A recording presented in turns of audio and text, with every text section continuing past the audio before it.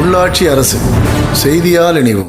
புதுச்சேரியில் fried rice சாப்பிட்டு cellphone பேசியபடி உயிரிழந்த வாலிபரின் உடல் பிரேத பரிசோதனைக்கு பிறகு உணவு மாதிரிகள் ஆய்வகத்திற்கு பரிசோதனைக்காக அனுப்பி வைக்கப்பட்டுள்ளது.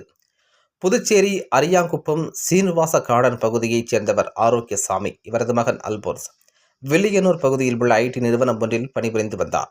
இதனிடையே திருமணமாகி சென்னையில் வசித்து வரும் இவரது சகோதரியை பார்க்க இவரது தாய் சென்றுள்ளார்.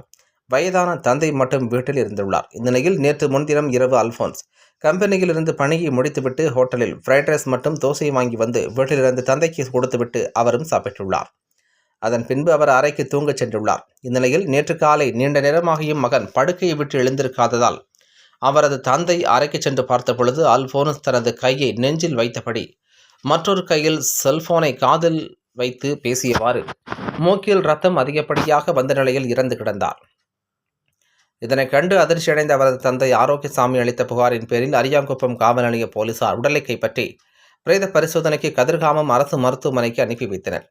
அங்கு பிரேத பரிசோதனையில் அவர் மாரடைப்பால் மரணமடைந்ததாக மருத்துவர்கள் தெரிவித்தனர். மேலும் இரவு சாப்பிட்ட உணவு மாதிரிகளை சேகரித்து ஆய்வகத்திற்கு பரிசோதனைக்காக அனுப்பி வைத்துள்ளனர். பரிசோதனை முடிவு வரும் பட்சத்திலேயே மாரடைப்பால் மரணமடைந்தாரா அல்லது உணவு உட்கொண்டதால் மாரடைப்பு ஏற்பட்டதா என்பது தெரியவரும்.